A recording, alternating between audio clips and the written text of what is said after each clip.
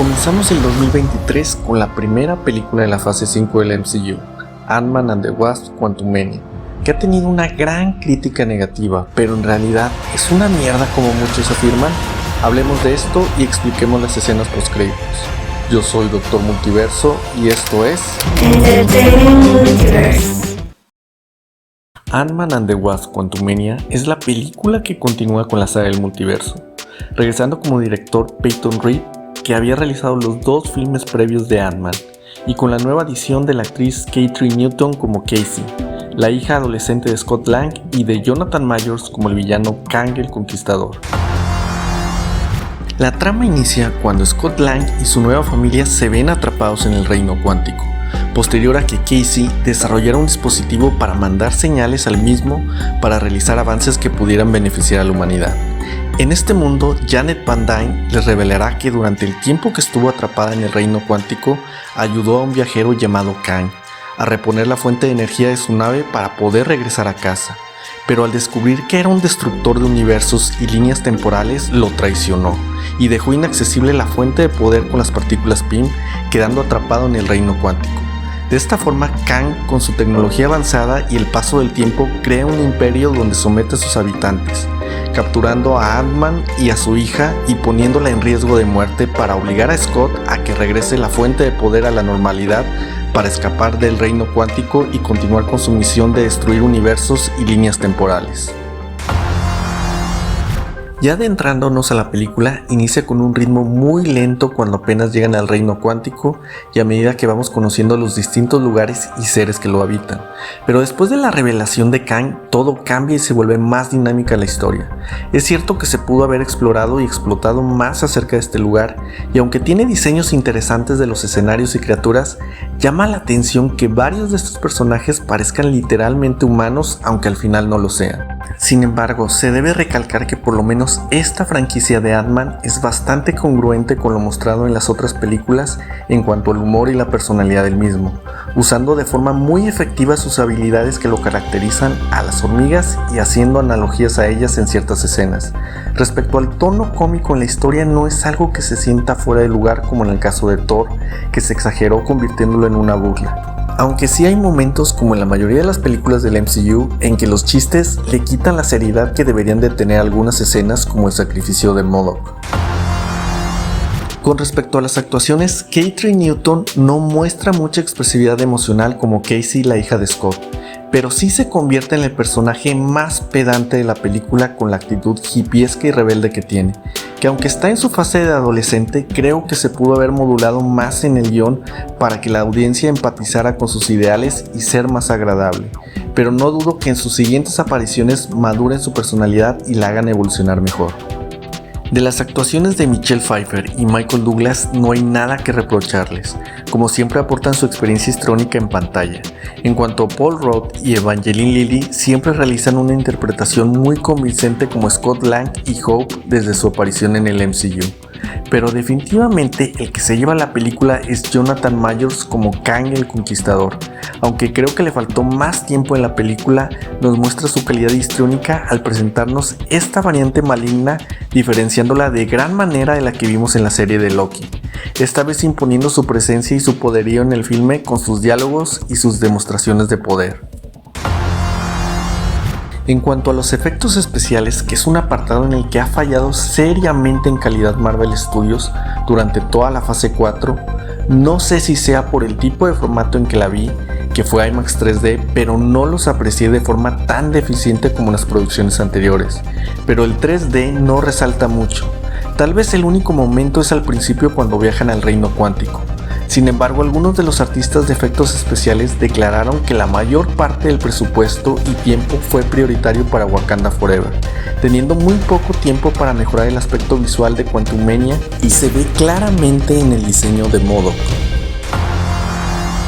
Todos sabemos que gran parte del peso de estas películas recae en la calidad del villano, y este era su principal atractivo, presentando oficialmente a Kang como el mayor villano de la saga del multiverso, y aunque como ya dije es destacable la interpretación de Majors, brinda muy poca información del mismo y se desperdicia la oportunidad de darle más fuerza a su presentación con una historia de origen y una victoria avasalladora sobre los héroes. o al menos provocando una muerte de los personajes principales para poner mayor tensión y drama en este inicio de la fase 5, para lo cual el guión no tomó estos riesgos. Con respecto a MODOK, creo que no debió de haberse promocionado su aparición antes de la salida de la película y dejarlo como una sorpresa, que es algo que ya no ha sucedido últimamente en las películas del MCU, y haberlo usado de una forma más seria como subordinado de Kang para no terminar como patiño durante el filme y como burla al morir, y pudiendo reutilizarlo más adelante. Ahora, ¿por qué la gente está tan decepcionada y molesta con el filme? ¿Es acaso porque es la peor película de Marvel Studios? La verdad es que no es la peor, de hecho en mi opinión no es mala. El problema aquí es que para la mayoría de los espectadores quedó muy alta la vara después de Avengers Infinity War y Endgame, y buscaron algo así durante la fase 4. Sin embargo, Marvel Studios buscó comenzar una transición con nuevos personajes y darle a cada uno su propio estilo, en proyectos de películas y series, debido a que varios actores no pueden seguir interpretando a estos personajes por proyectos personales y por la edad, buscando cerrar también sus ciclos como sucedió con Iron Man, el Capitán América, etc. Y estos nuevos personajes que han adaptado no son malos, pero les ha faltado enfocarse más en la calidad que en la cantidad. Simplemente hay que recordar que antes del MCU, tanto Iron Man como los Guardianes de la Galaxia no eran personajes tan famosos en el público como lo son ahora, por lo cual sí se pueden colocar a los nuevos en el agrado del público. Otro problema también es la conexión que guarda el MCU entre sus películas y ahora series, que cada vez se expande más y dando como resultado el surgimiento de incongruencias en las tramas, algo que es inevitable como sucede en los cómics y que condiciona tener que ver la mayoría de las series y películas para comprender qué sucede. Si eres fan no tendrás problemas, pero si eres parte del público en general, tal vez no te agrade tanto esto y pierdas el interés en seguir viendo nuevas producciones por no entender qué sucede. También la audiencia está ansiosa por saber más sobre el villano principal y hacia dónde se dirige esta saga del multiverso, y cuando no son respondidas esas dudas les causa molestia y dejan de invertirle tiempo a estas producciones. Así que creo que Marvel Studios, por lo menos en esta película, pudo haber especificado más estos puntos, aunque también pienso que el público debería enfocarse en disfrutar las historias que se cuentan en cada filme, como sucedió en las primeras 3 fases, en donde nadie estaba desesperado por ver a Thanos o llegar a Infinity War o Endgame, porque probablemente estas sean las últimas apariciones de los Avengers originales que quedan en el MCU, y eventualmente llegaremos al evento principal de Kang Dynasty y Secret Wars, que no creo que vaya a decepcionar a nadie. Ahora expliquemos las escenas postcréditos y por qué son importantes. La primera escena nos revela por fin de lo que hablaba el personaje de He Who Remains de la serie Loki,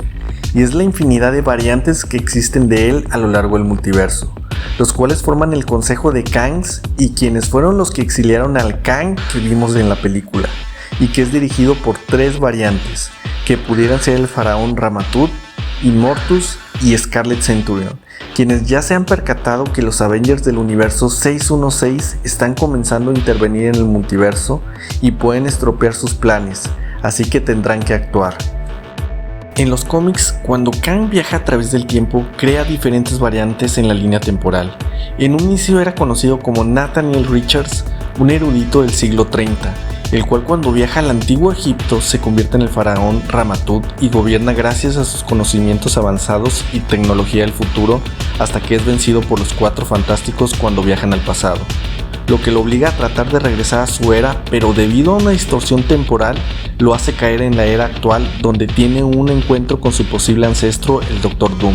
el cual lo inspira para crear una armadura tecnológica y destruir a los Avengers, adoptando la identidad del Scarlet Centurion, los cuales lo derrotan, y después de esto finalmente adoptaría la identidad de Kang el Conquistador. Mientras que Immortus es la versión futura de Kang, cuando a cambio de obtener la inmortalidad se convierte en un agente de los Guardianes del Tiempo para preservar las líneas temporales en lugar de conquistarlas, aunque probablemente en el MCU los adaptarán de una forma diferente. La segunda escena nos da un adelanto de la segunda temporada de Loki, donde este y Mobius viajan al pasado y se encuentran con una variante de Kang.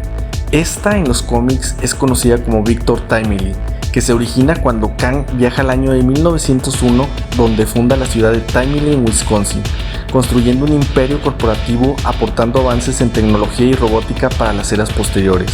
mientras que a la vez en ese mismo lugar, pero fuera de la continuidad de espacio-tiempo en el limbo, crea la ciudad de Chronopolis, que usa como base y le permite acceso a los distintos periodos de tiempo que ha conquistado para monitorear y vigilar a los Avengers. Al final, esta variante se convierte en la principal llamada Kang Prime,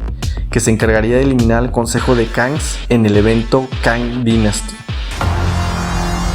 Ant-Man and the Wasp: Quantumania está lejos de ser una de las peores películas del MCU como algunos críticos afirman. Sin embargo, es comprensible que cause molestia entre la audiencia por no tener un guión más arriesgado para crear drama y tensión en la historia, y que coloque de una forma más imponente al nuevo villano de la saga del multiverso, así como explicar de forma más concisa hacia dónde se dirige el evento principal para no perder el interés del público. Pero aún así, la película cumple con su objetivo de entretener y divertir y sigue siendo de las franquicias que son congruentes con sus antecesoras en cuanto al tono y humor que maneja, mientras va evolucionando el personaje de Ant-Man para lo que probablemente sean sus últimas apariciones en el MCU. En Entertainment Multiverse le damos un 7.5, entretenida. Si quieres comprender más acerca de lo que se viene en esta saga del multiverso, te recomiendo ver el review de Doctor Strange y el Multiverso de la Locura, donde explico mejor acerca de las incursiones y cómo eso conduce a Secret Wars, la película que llegará en 2026. Y en este otro explico cómo DC reiniciará su universo fílmico y por qué es complicado y arriesgado incluir el multiverso en las películas como lo estamos viendo en el MCU. Recuerda que también están disponibles el resto de reviews de la fase 4. Déjame tu calificación y comentarios de qué te pareció la película. Soy Doctor Multiverso y nos vemos en otro video.